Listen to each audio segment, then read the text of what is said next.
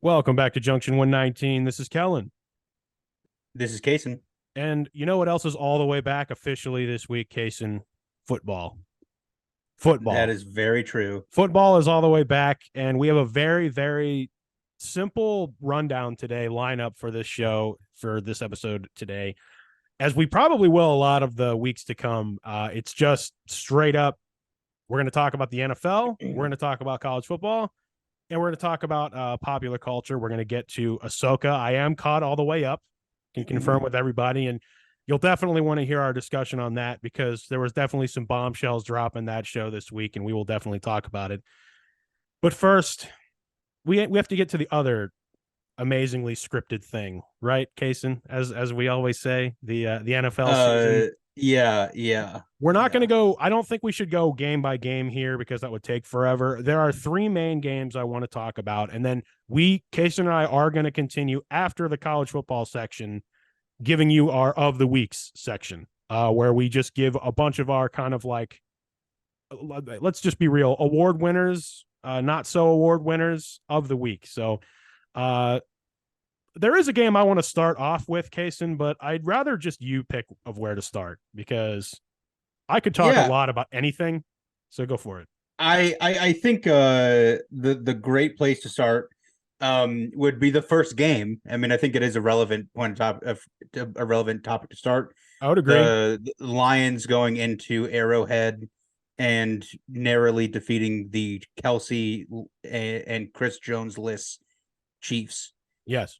That would have happened a week ago by the time you hear this episode. Mhm. And so, but it was the kickoff game. So I will say I didn't get to see any of that game that TikTok didn't show to me. But needless to say, I was surprised by the outcome. And I think the Lions are for real, especially after what happened in the rest of that division this week. Yeah, I mean, I think that the Lions definitely look pretty good. They look like we can probably won't talk about it, so we can just the Vikings lost to the Buccaneers. Yep. The Packers beat up on the Bears, so it's just kind of like the Lions definitely look to be in the race with the Packers for the division right now. But I think this is one of those games where you're like, oh, okay, if the Chiefs had Kelsey, if they had Chris Jones, they probably would have won.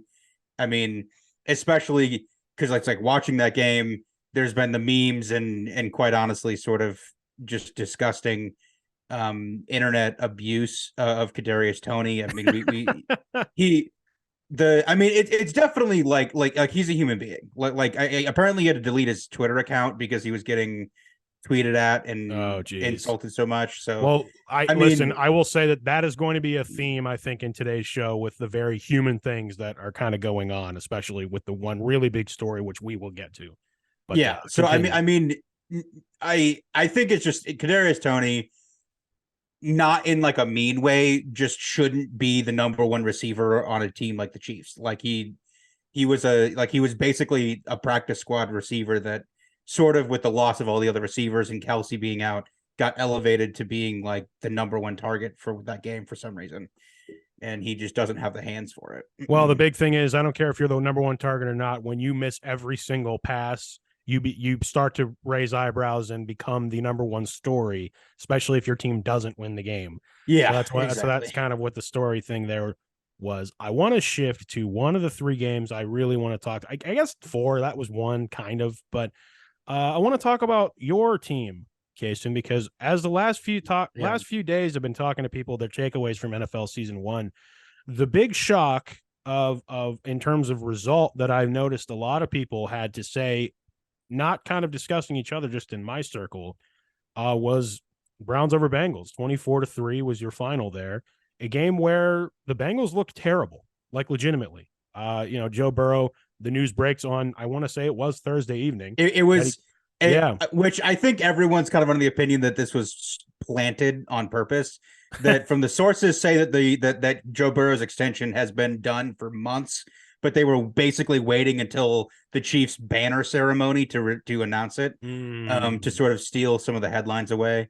I But can yeah, believe I that. mean, I can it, totally it believe it that.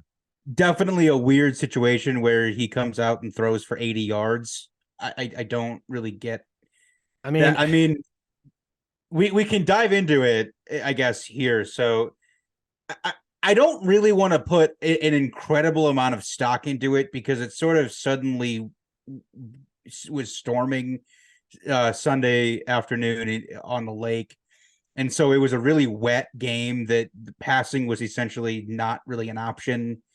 And so if they came into the game, planning for Higgins and Chase to be a huge piece of the game, then that just was taken out. And so if you can't pass, then they can clog up the lanes for Joe Mixon.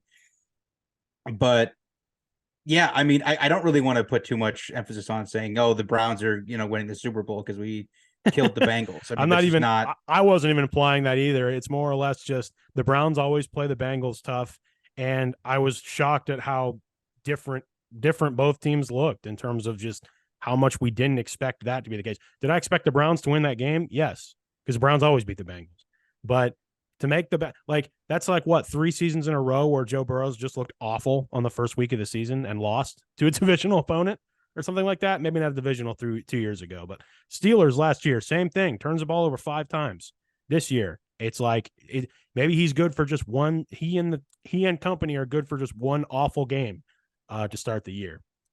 Yeah, I mean, I think that they had.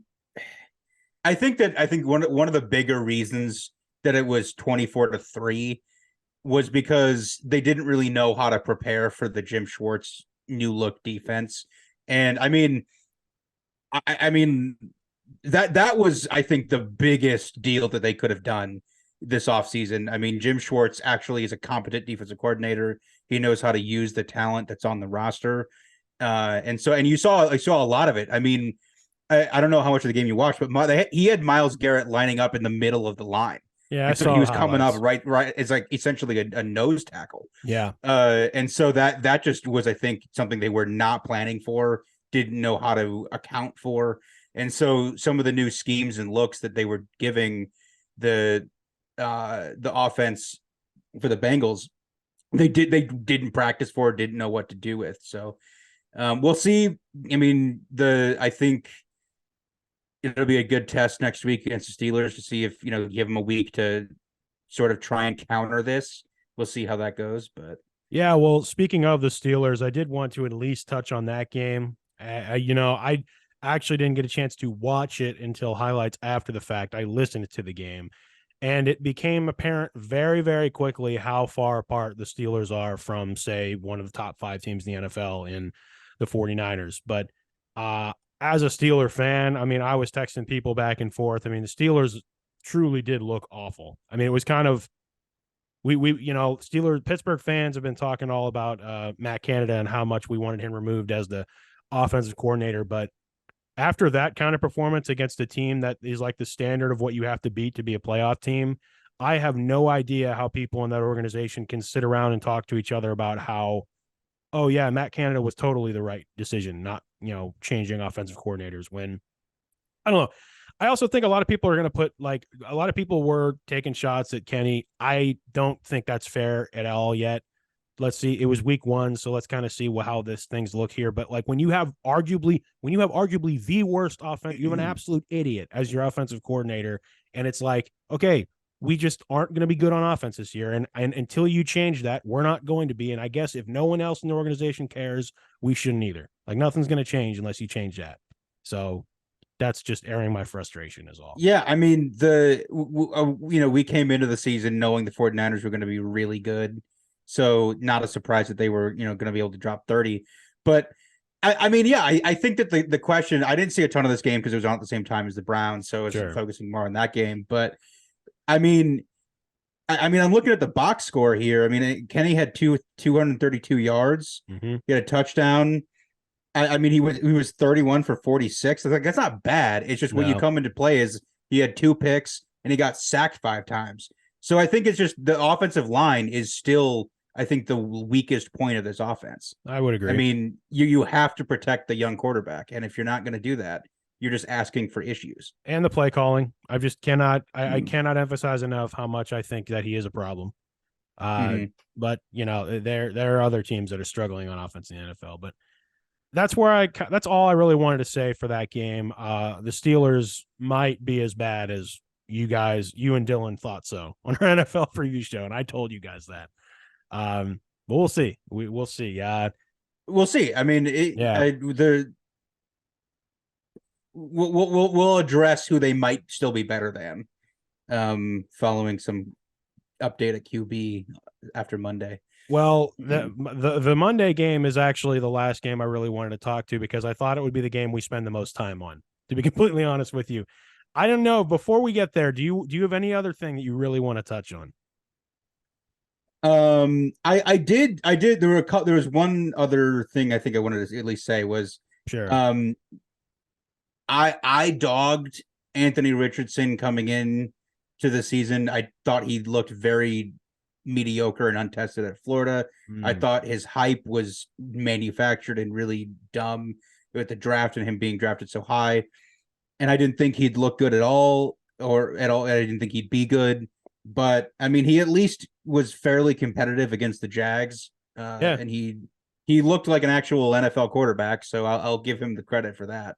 I Yeah. didn't think he would look that good. So we'll see how they do. I was gonna say Colts might have something there. They might not. We'll see. Again, I try not to put too much stock into week one, especially in now a 17-game NFL regular season.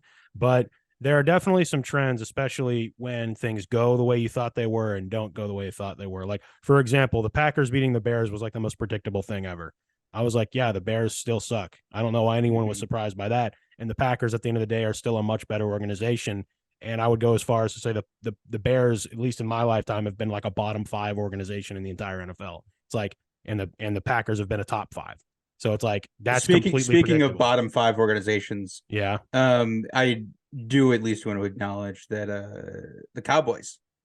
Yeah. Speaking of, yeah, that was probably in terms of point differential of like you're going through those week one scores and one that really catches that. Like when you get bound, when you don't score a point in the NFL is one thing. And then when someone puts up 40 points against you, it only looks good if you also put up 40 points or you put up 41 points. Yeah. To lose 40-0 at home on your season opener, a team in the Giants that we legitimately thought was going to be good. I mean, I thought this was going to be an actually good game because the Cowboys are improved. The Giants are seemingly good now. And that was about as awful, almost trying to lose you can look. Yeah, I mean, this was the Sunday night game, right? So yeah, we had some really, really duds of primetime matchups on Sunday and Monday. Monday wasn't a dud. Monday wasn't a dud. You get what I'm saying though. Didn't get what we thought we wanted, which if Monday you're implying Aaron Rodgers playing, well, yeah, we'll get to that right next year. But yeah, anyway, I hope they're happy with that $45 million quarterback in New Jersey. Well, here's the thing. Let's unpack this because there was a lot to unpack from Monday night, which was undoubtedly the biggest story of week one. Aaron Rodgers goes down 4 plays into his career with the New York Jets. I've seen a lot. There's probably nothing you and I can really say about it that hasn't already been said by the time this show goes out. So I will just say, human to human, it's a very sad occurrence for a franchise that truly seemingly just cannot catch a break by any means. There's been a lot of comparisons to Vinny Testaverde, the same thing happening to him for the Jets as well at a time when they had a lot of promise. I will say this though, and I want to kind of just present this today on this cast in a way that I don't think a lot of people have been talking about. I do think this is the risk you run when you're taking the old quarterback who's leaving their team to try and get you another Super Bowl.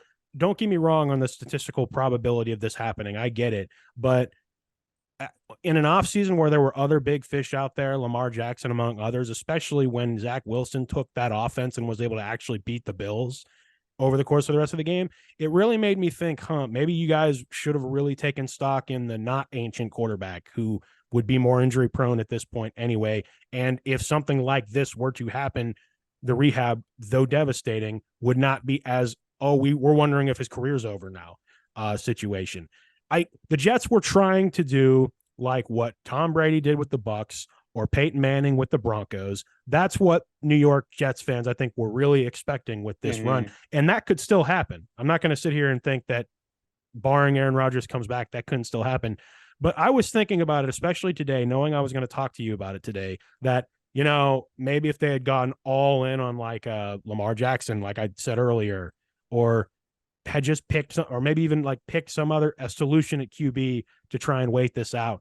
I mean, it really makes me think you wouldn't be in this situation now, potentially. That's all. Yeah, no, absolutely. I mean, they even probably could have gotten Anthony Richardson, maybe Yeah, potentially with they could trading have some of the like if they traded all that stuff to get Aaron, they probably could have pieced together some other stuff to the go Colts. younger. But Yeah. yeah, I mean, I think that I'm not going to sit here and say that that's even. I'm I not mean, trying to the fault anybody. age. Like I'm not trying to No, I fault mean, anyone. I think that I mean, there's the MetLife story of it all. I mean, the Yeah. MetLife is basically the ACL Achilles graveyard of the league. The turf. Yeah. Um, but I think the storyline is more of just the fact of like you drafted Zach Wilson 2 years ago. You thought you were going to have this young quarterback. You say, okay, screw it. We're going to go get Aaron. That shrinks your window to the smallest possible margin.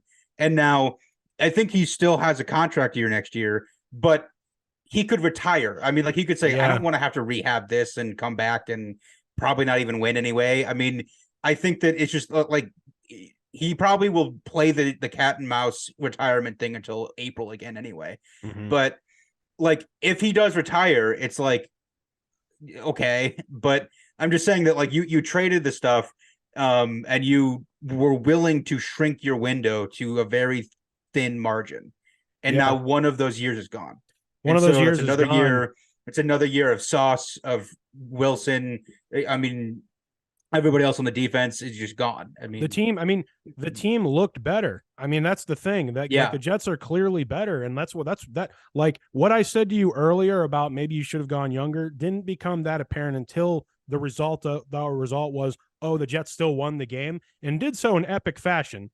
And yeah. I do think we should talk about the Bills because I was not going to let this show pass without talking about them. But still on the Jets, I feel for the fan base just because that is just heartbreaking. Like there, reports of people legitimately in tears, and it's like, yeah, I mean, how can you not be? I mean, that like this is how heartbreaking it can be. And turf stuff aside, I don't know.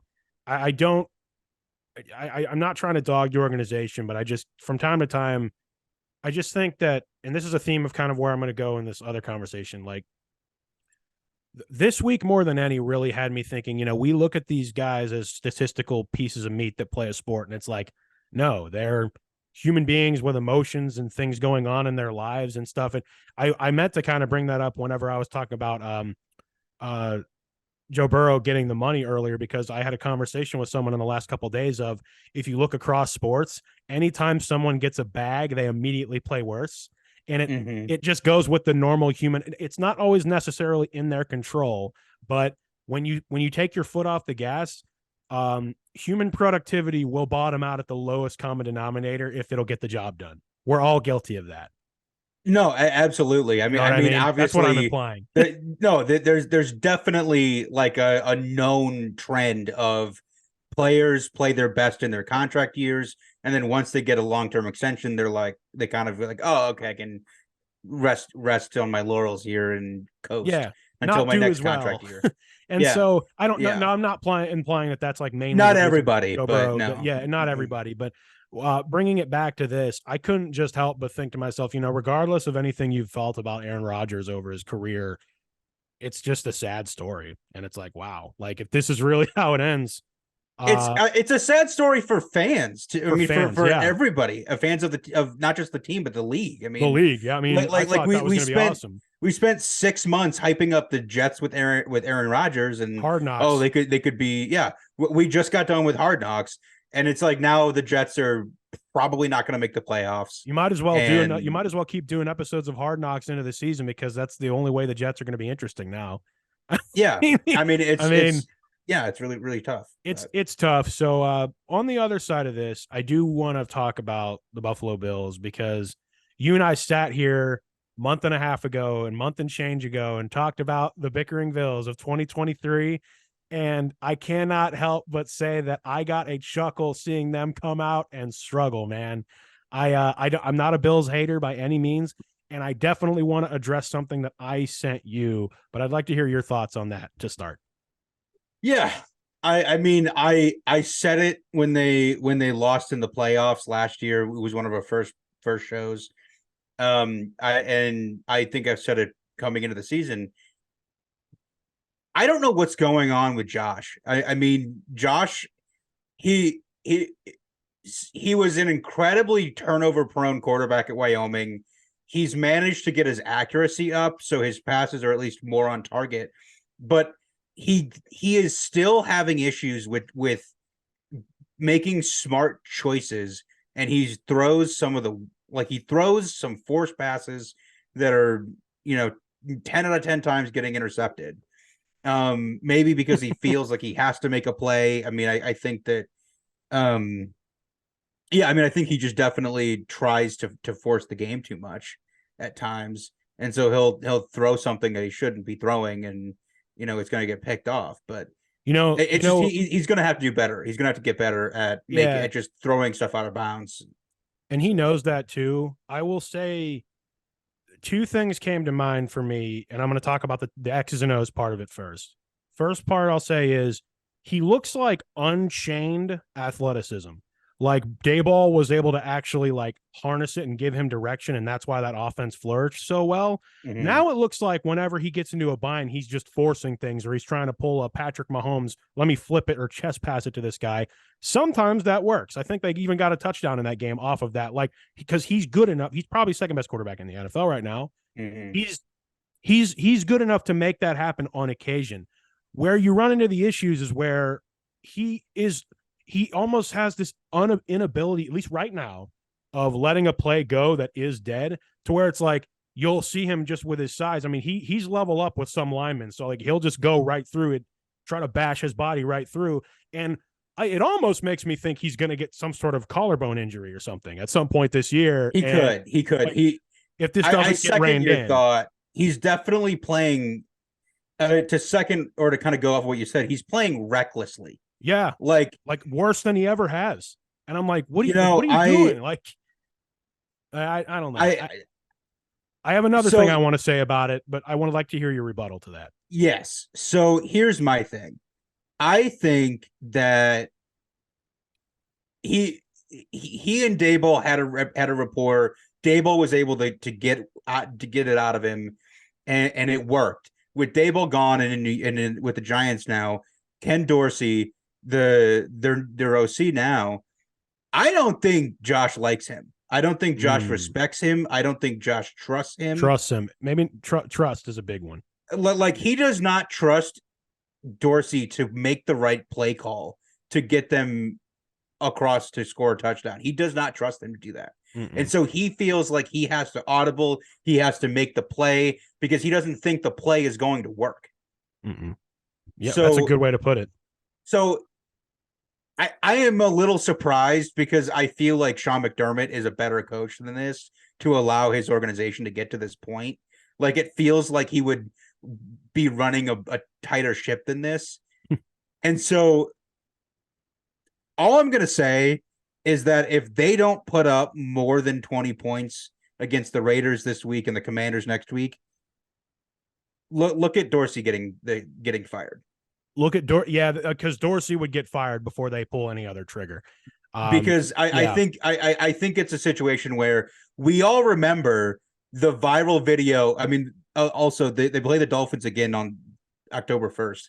We all remember the viral video of Dorsey throwing his iPad after they lost in Miami last year. That was one of my favorite clips in the league last year. That was like top 2 or 3 for me. That was so funny. Like Ken Dorsey, I don't know. I mean, if you remember, I think he played at Miami. Did he play at the U?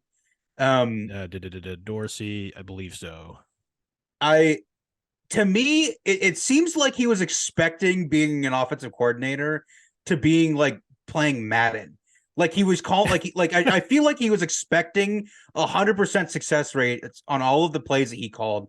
And if it doesn't work, he's just like I don't know what to do. Like it doesn't work. I don't know. Just throwing it out there. If I'm not mistaken, Ken Dorsey was a quarterback at the U, and he was famously the quarterback of the U team that lost to Ohio State, where the final image of him in college is him getting thrown to the ground as he just throws the ball in the end zone. And famously was sitting on the ground like crying during that whole thing. Anyway, let me pull it back though to something else I sent you though. I want to pull it back to Josh Allen's play for just a second, because I sent you something that I meant kind of as a joke, but I had a couple of Bills fans kind of say like, hey, this can't be ignored either. And I need you to look at me when I say this. Do you recall I said to you, oh no, Stefon Diggs was right? And when I say that, I'm only kind of kidding, because getting a little bit more serious here at this point, when you're a guy, Stefon Diggs, I mean, who seemingly who no matter how much you've tried to squash the beef, there seemingly is like something simmering between you and the quarterback and his lack of being able to get it done. And then your quarterback has the offseason he just had, where he was in the headlines for all these reasons that had nothing to do with football, but also someone pointed out to me his distinct lack of preparation, seemingly, on the NFL season. You know, I saw Josh Allen play a lot of golf this summer and other things. And then you come out and you look like that in the first game of the season after there's all of this kind of just noise. I don't know, man, not getting into specifics, but I don't know. Like, there's part of me that's over here saying, if you're Stefon Diggs, like, yeah, what's up with this, man? Like, it's week 1. I don't want to throw it out there, but I did want to bring it back to when we talked about the whole bickering Bills thing. I just think that they're like, fans were making that point as well of being annoyed with his play, and understandably so. I mean, when some people are calling you Carson Wentz after week 1, I'm like, okay, hold on. Like, I get you're upset about the play, but let's not speak crazily here. It's week 1, and you know, it's a long season. But I don't know. I think there's something to be said for an annoyance, and the longer this goes where you don't play well, it's only gonna make the locker room worse.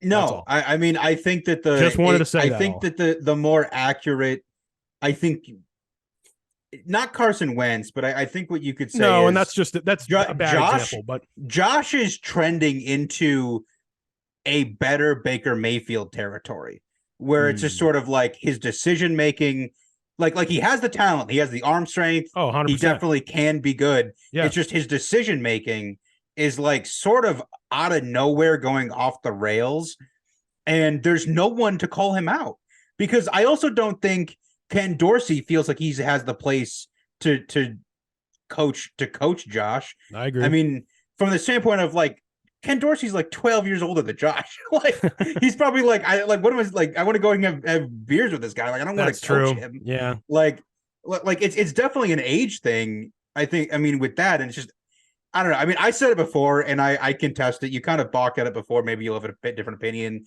but I mean, I think the Bills' window is closed. I mean, oh, you declared that. I'll tell you when we talked about it. We talked about it on the midweek show after the Knights won the Stanley Cup. It was one of the it was one of those little when we did that shortened show. It was one of the things. It was then, if we post stamp it, of when we talked about it. You declared that then, and I remember thinking, "Whoa, dude, let's not go crazy here." And then you basically didn't really say that on our NFL preview. And for you to say it again here, it's like, I think my boy could be onto something here. I really do. I mean, all I'm saying is that, like, with the issues that we've seen, if they're not fixed very quickly, they're not easily fixed issues. Like, you're going to have to, like, if you have to fire Dorsey and get a new offensive coordinator that is going to have chemistry with Josh, it's just like, you don't have much time to fix that. It also doesn't help that he's helming the organization that is famously known for famously and spectacularly not being able to get it done. I think the closest this era of the Bills will get to the Super Bowl was when they almost beat the Chiefs, but then lost within 13 seconds. Right. Like, and people complained about that. Remember the big hubbub that started in the whole thing of like, oh, we need to change NFL overtime and stuff like that. I remember being one of the people at the time that says, you have a defense, stop them. How about that? How about you stop them? Because at some point it just ceases to be. You remember that garbage. So we're not going to rehash that. But I don't want to go into the weeds here, but I will just add a comment that like it is a little unfair to force one team to play defense when everybody knows that the NFL rule book is designed to give offenses an advantage. I would care like more that's my only comment about that. Like listen, and I would say I only care about that to the extent of it's made worse being that your literal pass defense is the thing that is also been a detriment to the the Bills. I even had someone say you can tell that they kind of tried to plug the holes in the defensive side and the offense has gotten worse. I'm like, well, yeah, that's no question. That's like saying water's wet. But anyway, we've talked about it a lot. They don't have a running game. Yeah, they don't have a running game. Yeah. They don't. The offensive line's got issues. I mean, there's issues in Buffalo, and you better win the next 2 weeks because I still think the Bills are a very good team. They're one of the top teams in the NFL. It's just I see you going the wrong direction, and my boy says my co-host says that your window's closed, so you better fix it fast. They are 9.5-point favorites against the Raiders. That seems like a lot. Like for them to have only scored 16 points. The Raiders are terrible. The Raiders are really bad though. Like the Bills could play just as well and probably destroy the Raiders. If they don't, we have a huge story on our hand. But anyway, those are all the real takeaways I wanted to. I will revisit some NFL stuff when we get to our of the weeks. But are you ready to dive into college football, or do you have another story or game you'd like to touch on before we move on? I did just at least want to address the Dolphins Chargers game. That definitely was a huge shootout. It was a really entertaining game. You had some kind of dumb, hilarious mental mistakes. You had the Chargers DB JC Jackson commit pass interference with time expired on the first half, and so the Dolphins got an untimed down to kick a field goal before halftime. So that was just really funny. But yeah, I mean that game definitely seemed like it was going to end up coming back to help the Dolphins when it comes to the playoff race. Because if you look at the race, I mean the Patriots are the Patriots. I mean, we know where they're at. With the Jets being in the situation they're in now, the Dolphins are climbing up the list of playoff teams, and they're like, oh yeah, the Dolphins I think are in the prime spot to win this division.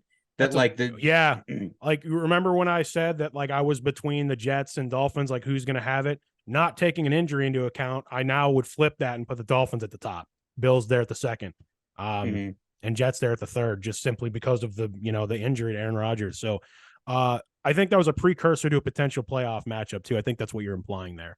Dolphins Chargers. Yeah.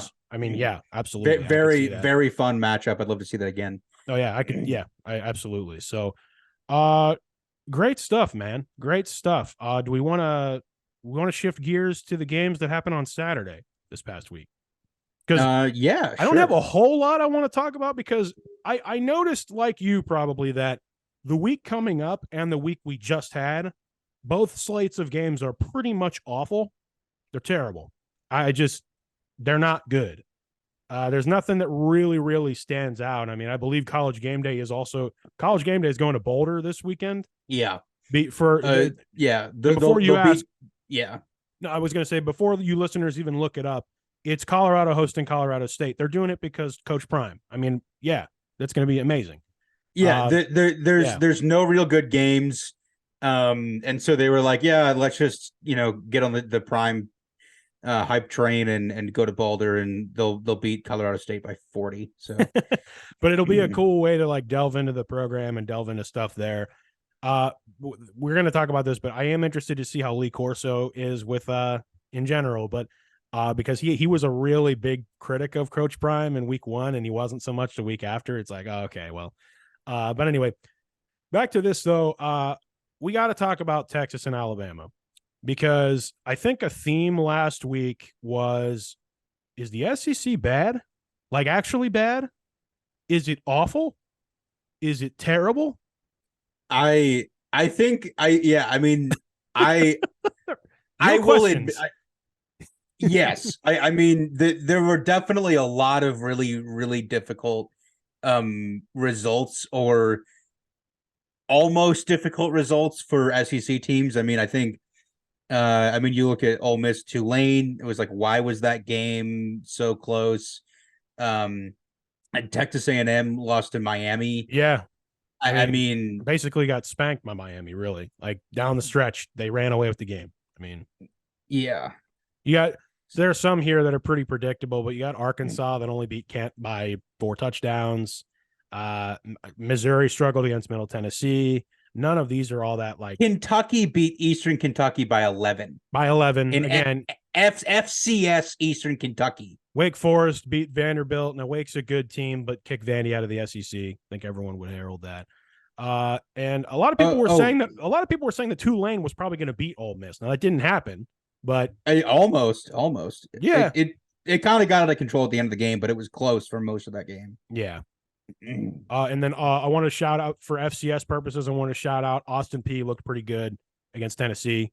Only losing by 17 there. So hey, Auburn beat Cal by 4. By 4. Yep. I mean, Cal's not even a good Pac-12 team. I weirdly watched a lot of that game because of Pac-12 After Dark, and I was like, wow, this game is terrible, but it's football. So I mean, maybe it was a time thing. It's just like you're Auburn. Like my point is that I someone said this, and I would like to repackage it and spew it to you and listeners and anyone within the sound of my voice. A lot of people are calling this the last ride of like traditional college football, like this season. I think we're in for something crazy. Like, I think that like Georgia could get upset. I think that Alabama's not, big and bad Alabama anymore. They're at least not this year. You got Texas, who legitimately looks like a contender, like playoff contender. They are 100%. They're as close to back as Texas fans have had it since Vince Young, I'd say. And this is, I think, a year where you're going to see a decent amount of teams in the run for that playoff that are not from the SEC. And this year, especially, I can see them really beating each other up. Now, obviously, someone's going to have to beat Georgia. That's going to be hard to do, especially with how kind of relatively easy Georgia's schedule is, just being in the SEC East. But if there was ever a year where I could see it happening, heck, some people were saying maybe South Carolina this weekend. I don't think that's going to happen. But, that's like the biggest storyline I really wanted to kind of talk about, because I'm like, the SEC looks pretty bad this year. And at a time right before they're about to influx, I mean, that's an SEC matchup next year, Texas, Alabama.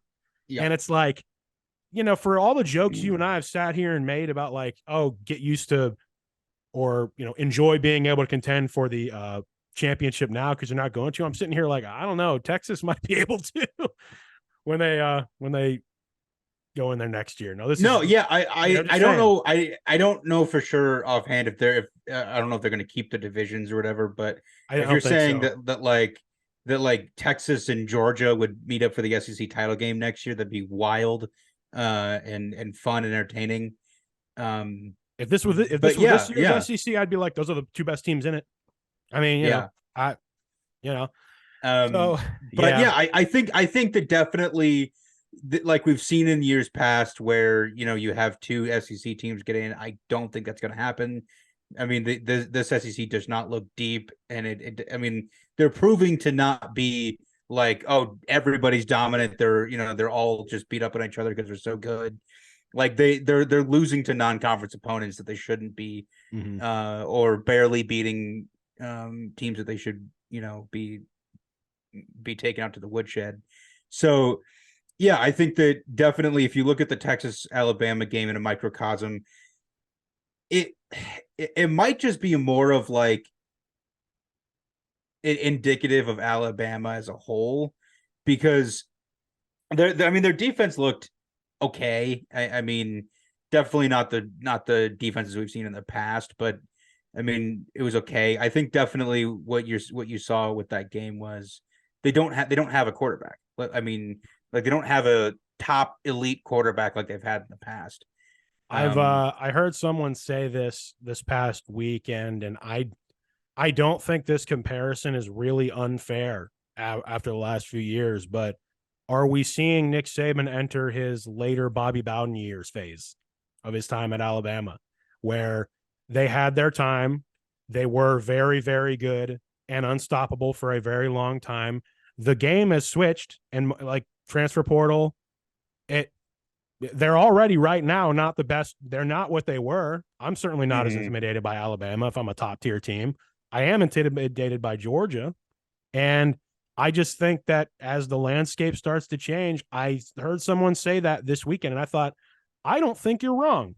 I mean, at least to Alabama fans and what their expectations have become every single year, we're getting Yeah. further away from the last time they were the outright, champions, and they've been replaced in a lot of ways. And I was like, maybe I think we need a few more years like this before that happens, but they're beatable, clearly, Yeah. I think that definitely on the whole, what you're seeing is what you're seeing on the field is a couple years of difficult recruiting where he's not getting some of the guys that he was getting in the past.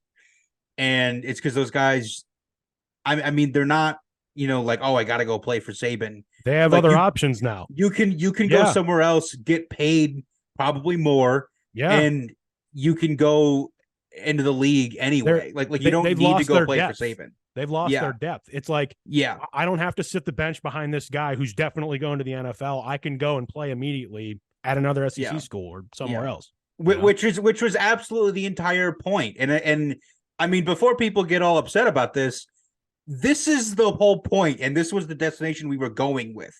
And I mean, I'm happy with it. I mean, there's some other transfer issues we have to discuss later, but we're seeing a pretty level field, the most level and like equal playing field college football landscape we've seen in a while. Yeah. Like, because you were seeing like Alabama, Ohio State, Michigan. I think you're still always going to have sort of a bit of this, but you're seeing these dudes who go there just to go there. They literally sit 2 of their 3 years, play the 1 year, and then go into the NFL. Like they're there for 3 years, only ever see the field 1. Like it's just, and then people don't want to do that. They want to play, and so they'll go to Ole Miss or Tennessee and play rather than sitting behind two other dudes on the depth chart. The Big Ten. I mean, you got guys who will go north. I mean, yeah, I don't know. I mean, you're always going to have your blue blood programs, and they're not really going anywhere in this. But these smaller programs that have less resources are definitely that they now have the tools to fight back to where you can hire someone like a Prime or some other coach who uses the transfer portal and just loads the roster up. It's happening in other sports. We had this whole conversation in our office about how soccer is starting to do it a lot, where you can just flip a whole roster in 1 year and win a national championship. I mean, my alma mater did it. One of my alma maters did it this past year in soccer. They won the national championship, and they're still the best men's soccer team in the country right now, probably. So I don't know. It just the tools are there. And I think the ones who cannot recruit the transfer portal are going to fall by the wayside. And I think the takeaway, the I guess visual takeaway that you can that you can have from the Texas Alabama game is how much longer is Saban going to be coaching? Because he just got beat at home by another former assistant. Like before, it was the whole thing. No assistant had ever done it. And then okay, the Georgia did it. Kirby Smart, yeah, Kirby did it. Kirby broke and then through. Now all of a sudden Steve Sarkisian did it. It's just like he's getting beat by his assistants left and right now, and I think he's looking at what's going on in Boulder. I mean, I know he like has a relationship with Deion, but it's just kind of like deep down he doesn't like what Deion is doing. Because Saban's a really old school guy. He doesn't like seeing college football turn into this.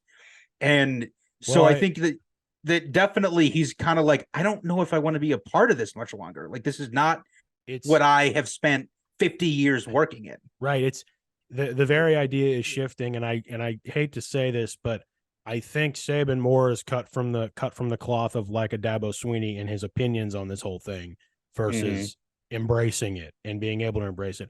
I don't even necessarily think it's an old and a young thing. I think you're going to see some older coaches who also are able to say, "Oh, heck, I can re-recruit a guy now." Yeah, I mean, come on, like even on that even on that front, you've seen Mac Brown be weirdly kind of okay with this stuff. But like Mac Brown, like the UNC has had this huge issue with one of their players that didn't get right a waiver to for transfer, which that's a whole other conversation. But he's been like just dogging on the NCAA for not letting this kid play. And it's just like Mac Brown, who was out of coaching for a decade, is now all up in the transfer portal.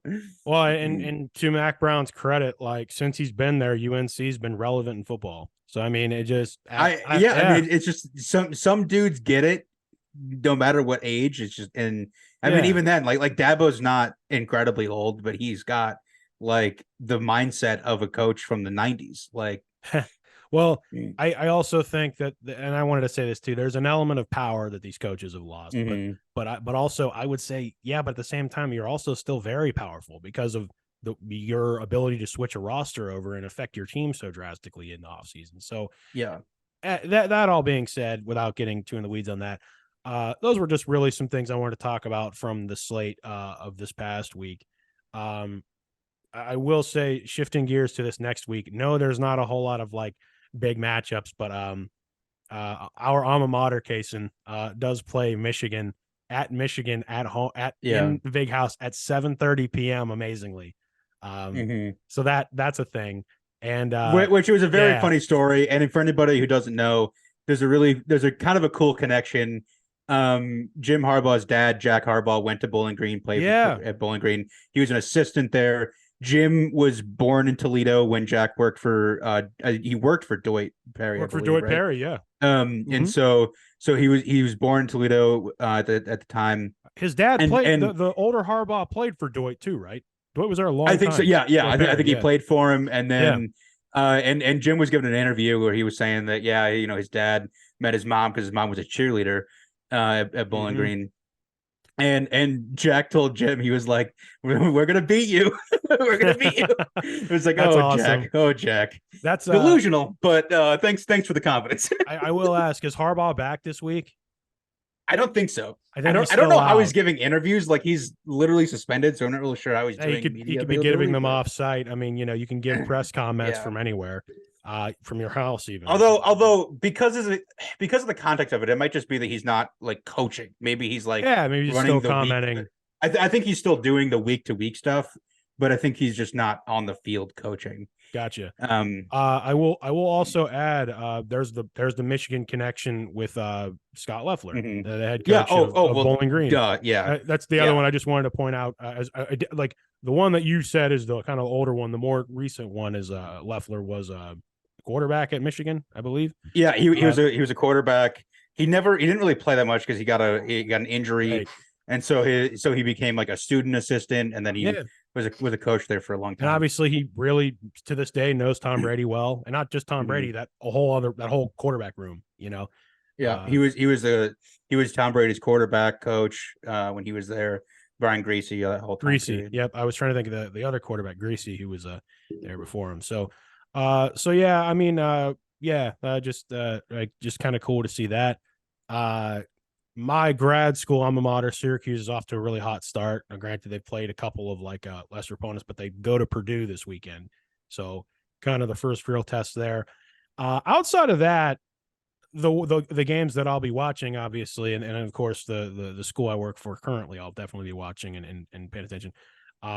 But yeah, other than that, I mean, there's nothing that really jumps out this weekend. However, as I always say, even on like when people complain about it, would you rather have like the college football season has a way of making every week interesting, and this will be no different. Something will happen. Something crazy will happen. I will just point out something that'll be to watch. Western Michigan is going into Kinnick to play Iowa. Okay. And we've talked about the Kirk Ferentz, Bryant Ferentz story. Yeah. Brian Ferentz needs to score more than 24 points per game to keep his job. He's currently below that average. They scored 24 exactly week 1 and 20 last week. against Iowa State. So that averages out to 22. Oh, so no. they are going to have to put up numbers against Western Michigan to make up for the rest of the season because they have Penn State the week after that. So they're going to have to put up 50 at least to be able to make up for the difference. Well, I'll just say this. Syracuse played Western Michigan last week and won 48-7. At least in theory, Iowa on paper is better than Syracuse is. So there should be no issue doing what you just said. There shouldn't be. But there shouldn't be. It's Iowa. They make every time they have the ball look like a struggle. So it's just kind of rough sometimes. Sometimes you just can't move the football. Ask all these NFL teams we just roasted for the last 45 minutes. But the good thing for Iowa though is that they don't play Michigan or Ohio State this year, which is actually kind of crazy. Sorry, my mic slipped out because I was gonna say, yeah, especially this one over my shoulder. The Steelers can't move the ball. Yeah. Anyway, same team. Literally the same. Literally Iowa, who just is the Pittsburgh Steelers in terms of their uniform. The Pittsburgh Steelers are just Iowa football. They're just Iowa football. Right now, it's spooky how the comparisons are really on that right now in terms of status. Anyway, those were really the only like real college games and slate I really wanted to get into and discuss. I did have a couple of the weeks if we wanted to talk about that. I did too. Okay. I have a really like cool one of the week, but I want you to start because you always have like a list. So I've got one NFL and a couple college here. So let's do it. Stick in college, and then I'll go back to the NFL. So I have that was close of the week. North Carolina and Appalachian State. Yeah. North Carolina was taken to double overtime by Appalachian State. They still won, but that was close. That was close. That was close of the week. They almost had us there. I'm not going to lie. That was definitely not what should have been happening.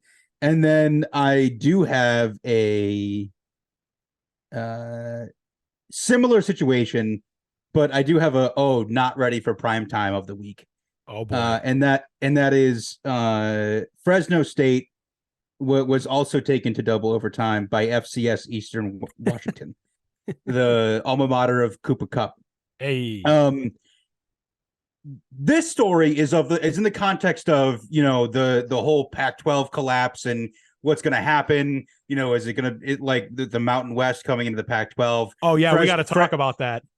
Fresno State is one of the better Mountain West teams, or at least they're supposed to be. Mm-hmm. So it's like, what are they doing? Almost losing to an FCS school.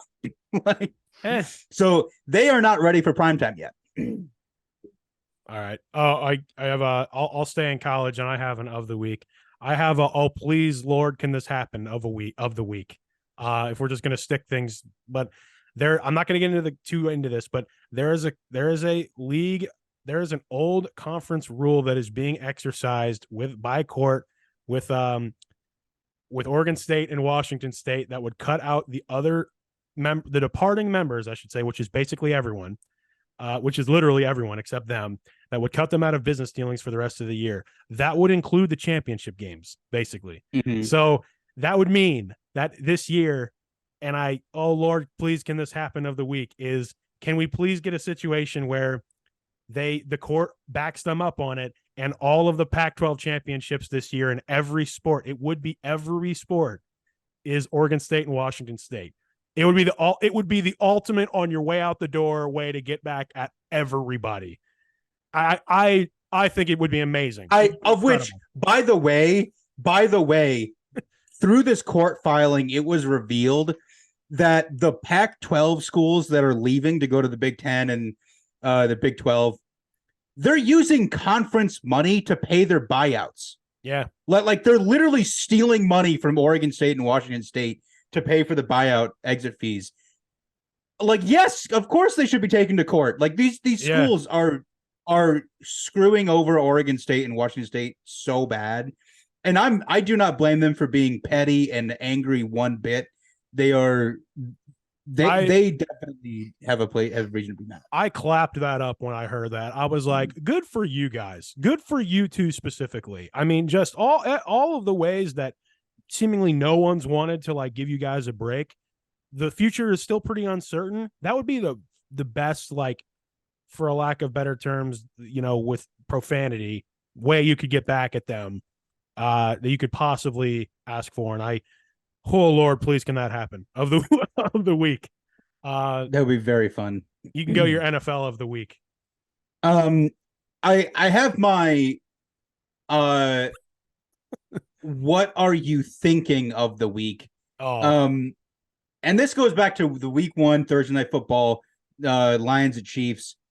Chris Jones was sitting out for a contract extension, and he went to the game. He was in the stands watching them lose while he was sitting out for a contract negotiation, of which is now done. They did it this week, and so now he's back and he'll be playing on Sunday. But it's like, what are you thinking? What are you doing? Like, he was literally, he was in the stands surrounded by security, just dapping up fans in the stands. And it was like, who in their right mind thought this was a good idea? What, did he come wearing Lions stuff? I mean, what? No, like he was surrounded by people thinking maybe his agent or security. Like, yeah. It's just like, what are you doing? Like, if you're him, it's like, when your team loses without me, I have never ever seen a player that's sitting out attend the game. No. Like, especially like the visual of him being there, not playing, and then lose. Stick a pin in that, because that is a really weird move as far as team chemistry goes. Stick a pin in that, because I don't know how that would sit right with me as a teammate. I'd be like, if you lose by 1, you probably could have used a Chris Jones sack in there. Yeah. I mean, I don't know. Stuff like that would rub me the wrong way. It's sort of like, I'm not going to get too into this, but it's like when you're doing things that, it's like some of the stuff that came out in that Manziel documentary, when you're doing things that are actively taking away from my career, that's when I get upset. Cough, cough, Stephon Diggs, but I digress. But, or at least seemingly so. And I don't know about that. What are you thinking of the week? I like that one, Casen. You have another one? I have one. No, that was all I had. All right. I have one, and it was one that I really wanted to make a big deal about. And this is actually a serious one because of how cool it was. I have a positive story. I have an absolute dog moment of the week, and it goes out to Xavier Gipson. Who is Xavier Gipson, you might ask? He was the last guy to make the Jets roster who took that walk-off punt return back against and beat the Bills a couple nights ago on Monday night, whose literal play was synonymous with like that whole game, with just, that was replayed and replayed and replayed on social media into the evening, and everyone dapping him up, so much so that Coach Saleh literally ran down the sideline to him and like was one of the first people to like dive on him. Like, it was so cool to see that. And I don't know, at a time when it's just so hard, we know how hard these guys make to work to make the team. I read that, like, someone told me Gibson was the last guy to make the Jets roster right before the cutoff, and he just did that. So it's like, I don't know how long his NFL career is going to be. He went to Stephen F. Austin, one of those schools you probably only hear about around, March Madness time, right? Usually. I just love stories like that, and who knows how long, who cares how long his NFL career ends up. He did that, and he's got that highlight forever. So, yeah, that's my absolute dog moment of the week. Way to ball, man. That's great. That is great. Way to come out. Like, also, just walk off football moments are incredible. And one of my favorite football plays of all time is when Deshaun Jackson did the same thing on a punt return and walked off against the Giants for the Eagles, like decade and a half ago, right around the holidays. And literally, like, walk-off punt returns is just something so beautiful, because it's just like, it, like, we stressify all these components in the game, and it's a special teams play like that ends the game. Yeah. So it's like, like the kick six or things like that. I don't know. I just wanted to give some love to a guy like that on the show today. So yeah, shout out Xavier Gipson. But that's the last of the week I had, dude. Oh, great. I guess I have an upset of the week. I do have an upset of the week. Oh yeah. My upset of the week, which we can give one of these every single week. My upset of the week this week was the Browns, was your guys. The Browns over the Bengals, mainly because I take the upset of the week as what was the football game that in my circle and in my, people I follow on social media who had the most to say about it. And for me, the upset of the week was your boys, Cleveland Browns over the Bengals. Like, oh, that's eye-opening and problematic. I would have said that if it was the other way too. Like, well, we know the Bengals are good, but it's like still. So yeah, that's my upset of the week. Yeah, I mean, I'll go with one in college. I guess maybe not the one everybody cares about the most, but subtracting the Texas Alabama one, my upset of the week in college would be Washington State over Wisconsin. Oh yeah. I mean that's a marquee win. I mean, we just talked about Washington State sort of like trying to be petty along with Oregon State. They just got a marquee win over a potential up and coming Big Ten team. So not only that, but like I got to eat my words on that one. Remember how good I thought Wisconsin was going to be? Mm-hmm. Still think they will be, but I expected them to be like potentially contenders for the Big Ten year one. I didn't quite expect them to struggle like that against even Washington State. So you're right, Casen. Shout out Washington State again. And just because I'm looking at it right now, Oregon State, number 16, won 55-7 over UC Davis. So I mean, casual. So anyway, turnover chainsaw. That's all I've got to say. But any more? This is more of just like a real time realization. Did Northern Illinois lose to Southern Illinois? What the heck? That is this past week. Okay. I don't know about you, but like every week of the college football season, when I'm looking through like different, yeah, they did. They lost to Southern Illinois. That's a tough look for the MAC. I also did see this, and I'll just say it. Toledo won 71-3 over Texas Southern. That's problematic and eye-opening for our rival school. But anyway, ours is in BG. Anyway, there's always those ones you catch after the fact. Like every week in the college football season, I'll be watching and I'll be like, wow, did that really happen? I mean, when like 200 games happen per week, it's like, okay. Yeah, tough to keep track. Anyway, 100 and change. But I think it's time to shift gears to another thing that we've got to talk people's ear off about. And it's a thing that I've talked your ears off about and texted about over the last week.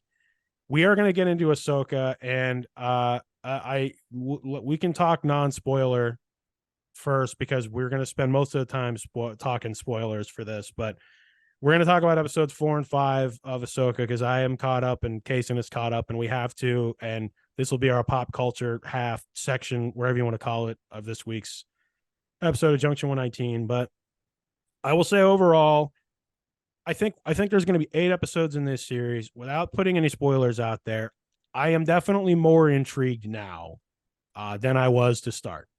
Think that needs to be said. I still think that some things are happening that I'm going to get a little bit more critical about how they went. But due to the nature of episode 4 and 5, I cannot really say much else beyond if you like this show has definitely gotten to the place for me where it's a deep cut for the diehard fans of Star Wars Rebels, going far as to say people are calling it Rebels season 5. I would agree with that. It's it's a direct continuation of Rebel stuff.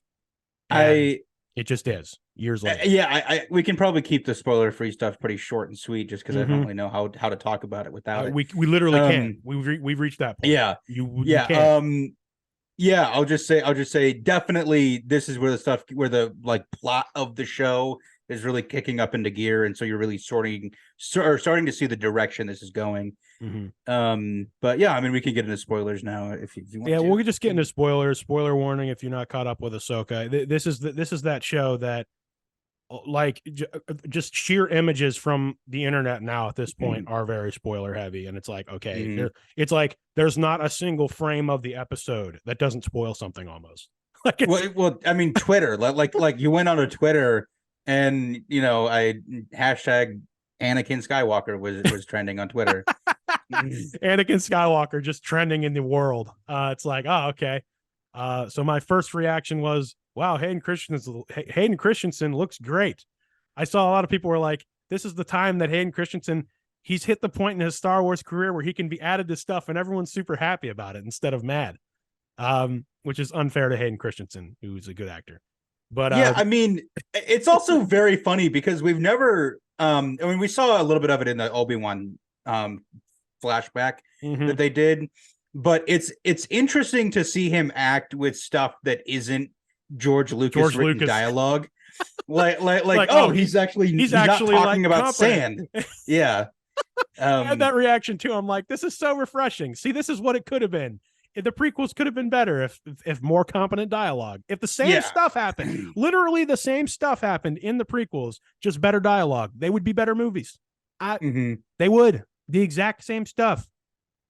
Yeah, I mean, I think that, I mean, there's other stuff to talk about too, but like definitely with the visuals we were seeing of like the cut back and forth between Darth Vader, like the Vader suit and Anakin, like he did a very good job of acting, especially the scene where he's actively fighting as like episode 3 Mustafar Anakin, and then he like immediately reverts back to like good Anakin.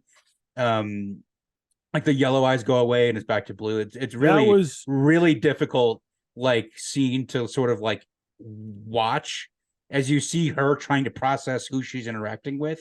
And I think he did a really good job of kind of showing that. I wanted to talk about this because I said this to someone today. Anakin Skywalker's story, I think George Lucas has even confirmed to this, and Spielberg and others who work with him have confirmed to this, is very, very inspired by the story of Dracula. In that, you know, he was like a war hero. Lover gets killed. He goes down this really dark path and he becomes like a monster. You know what I mean? And like, there's a lot of parallels in there, you know, not to get too into the weeds with Dracula's story. But the big thing though, is that the whole aspect of like what the Joker famously says in The Killing Joke, we're all one bad day away, you know, that's all that separates you from me is one bad day. That scene where he's got the eyes, first of all, that was probably my favorite scene of the show so far. Just because they made him look so cool, because it's like without the suit, he still looks menacing. You know what I mean? He's got the red, her eyes start to go a little bit and it starts to flicker of like it's kind of getting at, even without what happened to him tragically, Anakin was always capable of evil like this. You know what I mean? If the wrong evil were to influence him, regardless of what happened, and it all happened, right? And I think it was almost a lesson of Anakin in that moment of like Ahsoka realizing I'm prone to that too, like everyone is who's a Force user. I can't go down that path, you know. I will say my biggest criticism of the episode, though, as great as that whole sequence was for diehards, it's not clear what is happening for normal people because he's not behaving like a normal Force ghost. I guess that plane of existence she was on was something from Rebels too. And it was like, I was hoping between worlds or something. I was hoping to have this conversation because I really want to actually get into this because it's going to be really fun. Okay. So in Rebels, Filoni introduced this place called the World Between Worlds. Yeah. And it is essentially like not really to like, I guess the only really way to equate it would be like some sort of purgatory where like all of time happens at the same time. Like all of time is an existence in this place. Like it's not like Filoni made a point to say that like it's not like time travel, but you can walk through different periods in time in it, if that makes sense. It's like makes not sense. The purpose of it, but it's a vehicle within it. Yeah. And so there's this really interesting storyline in Rebels where Ahsoka comes face to face with Darth Vader. Yeah. And they have this battle, and then we see a cutscene and Vader walks out of it alive. Yeah. And then we don't see Ahsoka again. And then later in the show, Ezra is in this Jedi temple and finds a way to access the World Between Worlds. And he ends up finding the moment in which Darth Vader kills Ahsoka. And then he pulls her out of that moment in time and saves her. And then she like goes back to this period in time in which she's supposed to be in. So theoretically, she gets killed, but then Ezra goes back in time and saves her from getting killed. And so it's like it's a very weird, like it's really it's kind of like the Miss Marvel thing. It's a time paradox. It's like she was supposed to die but doesn't die because someone from her time intervened, and it's like or was that always destined to happen kind of thing. There's like a whole theory in time that like there's two different ways to put it. Like you can't change what's destined to happen. Like it is destiny. Like you drop a stone into a rushing river, it'll simply flow around the stone and keep going. And then there's the idea of like, well, no, if you do this in the past, it'll mess with stuff in the future. And then of course there's like the Avengers Endgame thing of time travel, right? Where it's just a new timeline. Like it's a new reality. Yeah. And there was the whole conversation where like when they're in the world between worlds, in Rebels, the Ezra's trying to convince Ahsoka to go back and save Kanan as well, which is we saw in the show, Hera and Hera's son Jason. Jason is Hera and Kanan Jarrus's son. And so Ezra wants to go back and save Kanan from dying, but Ahsoka has to tell Ezra that like we're only alive because Kanan sacrificed himself to save us. We can't go back and do that because like then we'd all be dead. Kanan. So, and if you're not familiar, Kanan's actual sacrifice is one of those things like on the internet, which is like a huge meme. Like it, like him holding back the Force. That's him, right? Like he's holding this explosion back. Like it's probably one of the most iconic Star Wars images, not from one of the movies. I just want to put that out there for people. So much so that I knew what it was when I saw it. So like when I saw Hera's character, I was like, oh, that's her. Okay. So like and I think the most disappointing thing about him being dead is just the fact of like he's like from like a character standpoint is that he's voiced by Freddie Prinze Jr. And so it'd be really fun to get a live action Freddie Prinze Jr. In here playing Kanan. So I mean, it'd be interesting if that ever happens. I don't know. I don't know, but it's interesting anyway. But so I think there were theories about like why we were here, and so I think a lot of people think that we were there because she doesn't belong, because she was already saved and like pulled away from her, I guess, timeline. That like this is where she went for her purgatory, to sort of see if she belonged. If she got a second chance or not, I guess. I will say that when I saw Ahsoka as a kid, I thought that was pretty jarring. I was like, oh wow, we're doing this. Like we're really doing that. Like they're literally taking this the beats from the animated and doing that. My criticism comes from, please just hear me out. It felt very forced. It felt like of course we're gonna have this. Like of course we're going to put all this in there for the diehards. Like it felt like there was no story reason for any of this stuff to be happening, because if you took that entire part out of the episode, she still is like essentially arrived at how to find Sabine on her own, the whales. So it's like she like went into the Force and kind of figured it out. It's not like Anakin told her what to do. So it's like it felt very forced, and that spectacle was by far probably the coolest part of this episode so far.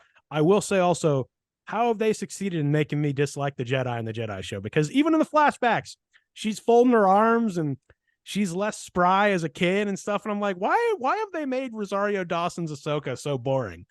I don't know. So even as a child, this shouldn't be the case. Before we move on, I want to at least point out, do you know who that kid is?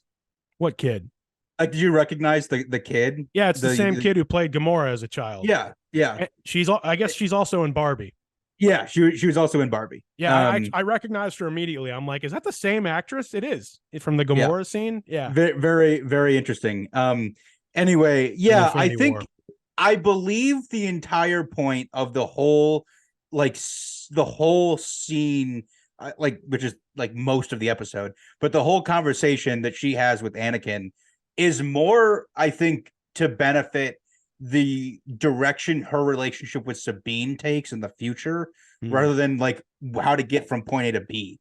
Because the whole point was her having a conversation with her master, and the outcome was essentially more of like, I was not like the whole thing is like she doesn't want to be the master that he was to her, and it was like trying to learn and overcome over like you are allowed to be the master that your Padawan needs you to be. I see what you're getting at.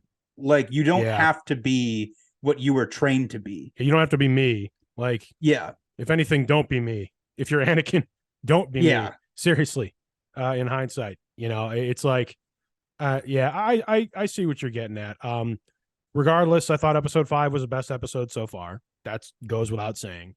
I am curious to see where we're going, but at least it like we're going in a direction. It just felt most of the episode just felt like member berries. For people like yourself, which is fine. For me, and I know a friend of the show, Matt, loved it a lot as well. Okay.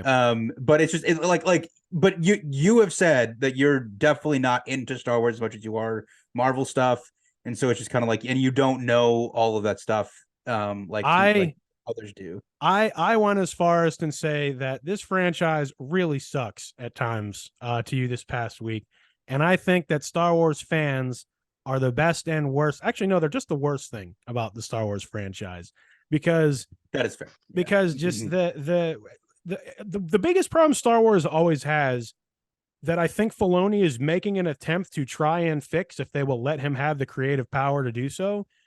Whenever something is on a fixed timeline, you have to fit your new stories into that pre-existing canon. It's sort of like, and Star Wars is probably the only franchise that can have almost any genre of a story happen within it.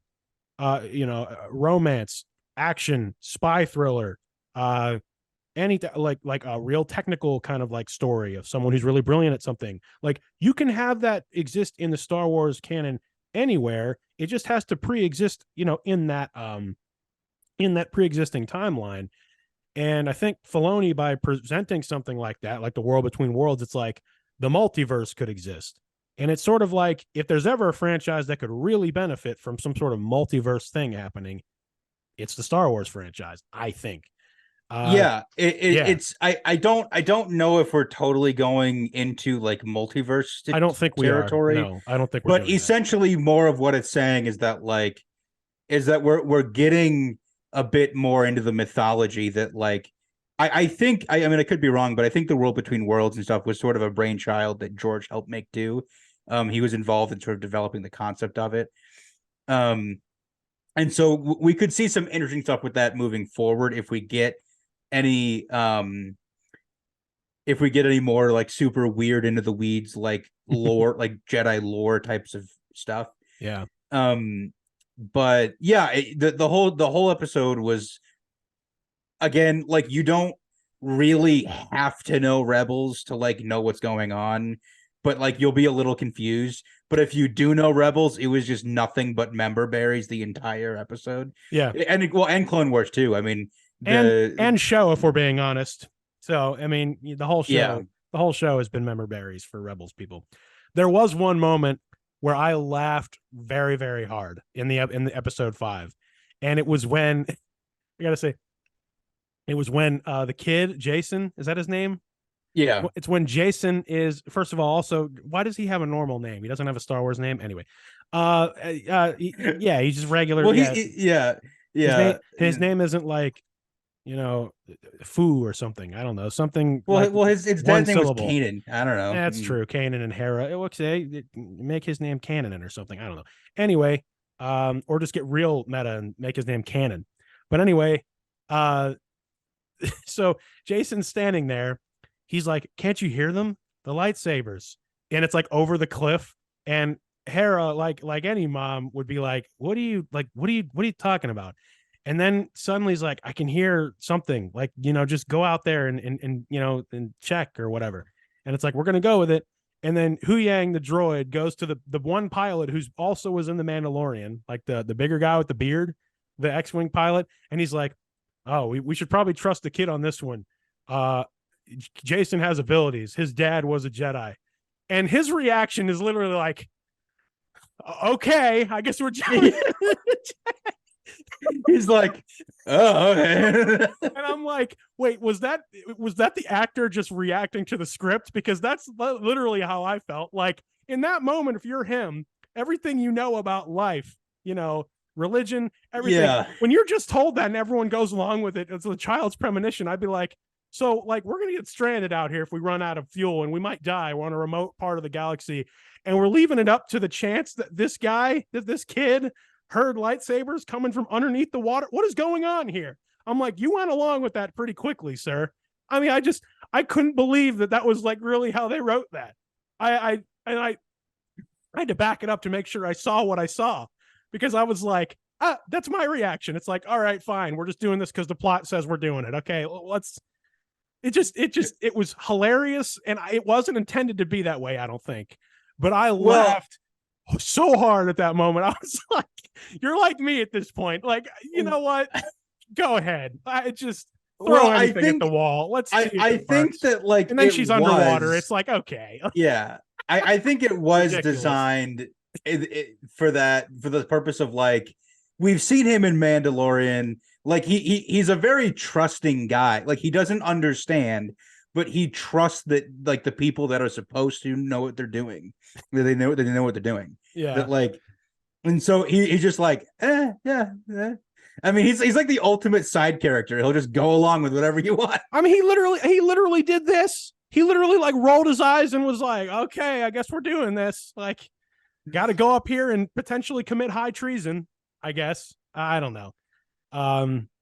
Anyway, that was the funniest moment of the episode, where I felt like he felt like me in the audience so far.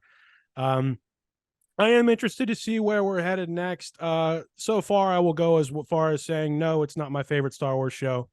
I'm definitely not liking this anywhere near as much as you. I will also say this: we didn't have this show when this show went out. You know, for someone to watch Ahsoka and like no one watched Andor, which by far has been the best Disney Star Wars content they have even put out the entire, and I can't, like, I would scream that from the hilltops. I mean, that's like a hill I will die on. Andor was incredible, and I just cannot emphasize enough how much everyone should watch that show. It's amazing, and there's going to be a second season of it. It's a concise story. Andor was so good, and I'm thinking to myself, and everyone's losing their minds over this show. I mean, okay. I mean, I don't know.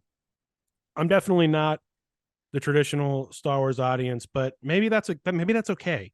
You know, maybe that's fine.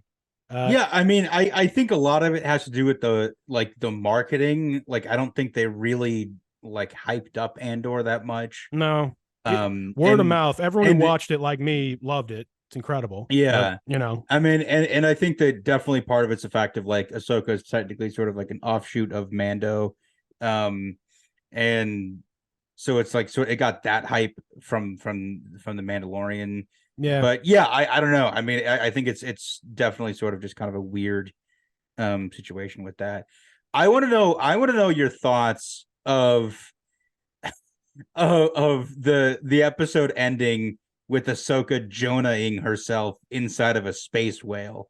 That was again, everyone's reaction was, I think this idea will work. And Hu Yang's like, oh, this will work? That's what you're supposed to do? She's like, I don't know. We're going to find out. I'm like, all right. Like, that's such a cliche in writing. I was like, okay, yeah, we are literally Jonah whaling up here. Oh, and by the way, I guess these whales just can hyperspace. That's fine too, I guess. Animals can do that. So it's definitely very weird to see whales that somehow have like a hyperdrive built into them. Ridiculous. But absolutely ridiculous. But for those of you who didn't see Rebels, this is sort of essentially like the whole point of what we're going with. So I'm gonna have to recap the end of Rebels here for a second. So you kind Rebels of understand, this, Rebels that, Rebels. Because without understanding where Rebels even ended, you don't really get what's going on. So Rebels ended with the Battle of Lothal, which was a planet that they were all in. Ezra was on Grand Admiral Thrawn's Star Destroyer with him. They were in a battle. He was held captive. He escaped, and then they were in like a face-to-face battle with each other. And Ezra basically had this thought, which he also sacrificed himself like Kanan did. He said if his plan doesn't work, this was plan Z. And plan Z was to essentially have the other rebel friends send a frequency radio wave to the space whales, which they're called Purgil, to send radio waves to them to sort of tell them to take them away to the next galaxy. And so what we saw at the end of Rebels was this entire fleet of space whales like surround and attack Thrawn's Star Destroyer and then just jump it into hyperspace to go on to the next galaxy. So that's why the whole conversation is like, wherever Thrawn is, Ezra has to be with him because they got taken to the next galaxy together. And so that's sort of the logic over like where of like how they are trying to find him. So Ahsoka was like, okay, well, he took the whales, like the whales took him away, so we'll follow the whales to see if they'll take us there too. And so that I think is the thing of like what's getting lost of like the, I think, you know, we talked about it before, but like the sort of like MacGuffin of the map of like where to find them. The map wasn't a map of like where they are. The map was a map of the space whale like trails, and so they were using the trails to figure out where they would have taken them from Lothal. So that's sort of, I think, the whole point. Thanks for clearing that up. So it's definitely one of those things where like they come in expecting you to have seen the finale of Rebels to like know where this is going off of. Like I'm genuinely surprised that they were like, yeah, they'll know what's going on. Like they probably could have done a little bit of exposition over like what happened. Well, the crawl we got wasn't good, in my opinion. It almost would have helped to get one of those little pre-recap things like you get at the beginning of episodes, but like have it be the end of Rebels. Granted, you want people to watch that on Disney Plus, so like I get that.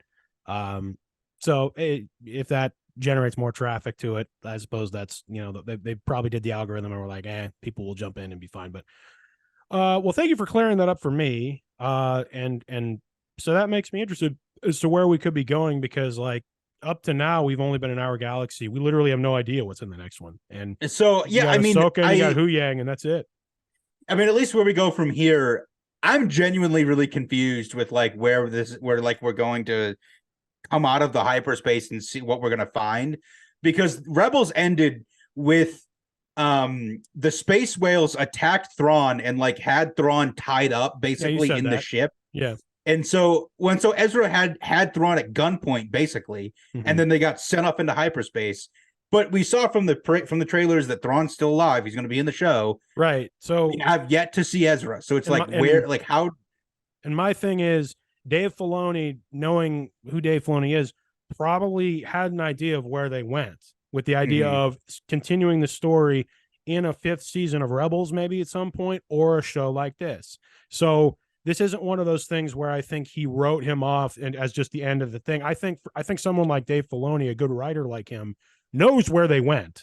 No, that is a very good point. And I think the comment that you just made sort of explains the whole point of the show, which was Filoni wrote the basic outline for season 5 of Rebels before it ended. Yeah. And he was like, yeah, this will do for Ahsoka. This is good enough. Right. And like that, and that's the thing. That's the beauty about great storytellers, is that a great story, if it's not complete, the storyteller will tell you it's not complete. I genuinely wonder if this show would be viewed differently if it was titled anything other than Ahsoka. See, I think I sent you a YouTube video in which a YouTuber made that exact point. Like, I almost wish, like, I've heard other people say, I almost wish this was just Star Wars Rebels but live action.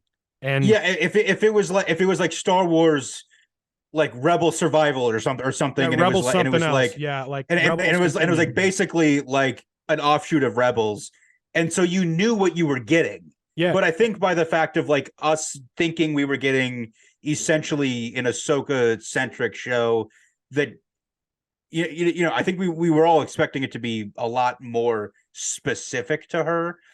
And maybe they'll do that in the future, because this show is absolutely going to do well enough to get a 2nd season at very least. No question about that. And I think maybe a 2nd season would be that. It's just this was sort of the narrative that Filoni wanted to tell. Yeah, and So yeah, I don't know. it is. I will say that one last thing I'll say about it is Rosario Dawson did make it clear that she's on to be this character for like 5 seasons. Like she is 100% down, and it's sort of like I like the sound of that because it's kind of like it sounds like the actor is like I'm finally the centric character of a very well known something I can really sink my teeth into. It's like every interview she's Oh given yeah. about Ahsoka is like, this is the role I've been waiting for. You know what I mean? Kind of moment. So that's at least cool. I just personally wish they would write her better because Rosario Dawson is a lot of fun. When give it, she's very good actress when you give her the reins. She was in Daredevil and she's one of the best parts of the show. The original Daredevil show on Netflix. She plays the nurse that helps Matt Murdock. She's amazing in that. She's incredible in that. She's so spry and she's like a really, really good like ally to him. And I've got none of that yet. So I hope they change that. Again, and I think that was sort of the point. We'll see what the rest of the show is, but I think that there was definitely a reason, and I think that like we're going to see character development come off of her interaction with Anakin, and then that's going to change. I think her outlook on Sabine, on the situation. I think it's going to change her personality for the better. At least I hope so. Yeah, I think you're right. Because it can be understandable if she's had kind of like fallen into this like sort of rut of like being not super happy, and because she was a pretty much more upbeat character than what she is now. I was trying And to so I fold think my arms. yeah, and so I think it's definitely understandable if like based off of the events of the Empire and stuff for her to kind of lose some of that. Yeah. But if she can get that back and become uh a more interesting and entertaining personality, I think we'll all be better for it. Yeah, I agree. But that's what I got. I am genuinely looking forward to watching it again next week, just kind of seeing where this goes. Despite my flaws with it, of which they're well documented now and they haven't really changed. But for the sake of our show, we'll continue watching. I wouldn't not anyway. But that's it. That's the episode. That's what we got this week. Another week of football, of which that's going to be a theme as we go forward. I really, Yeah, I mean, we got a lot of football to talk up. So we got on Monday night. Monday night we got us going head to head. It'll be a fun yes. situation. And I pointed out to Casen literally today as in Wednesday, that in my lifetime and his, the Steelers have yet to lose a Monday Night Football home game. This is just since 1991. The Steelers do not lose at home on Monday Night Football.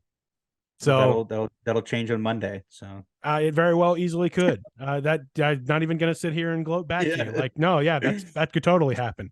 As a matter of fact, if the final score is Browns 24, Steelers 3, I'll be on here saying, all right, Steelers are dead. Thanks, everybody, for coming out. No, but seriously, it's going to be fun. But we'll continue to have other pop culture stories as we get them as well. And Kason and I are really going to hit the issue where we have too much stuff to talk about.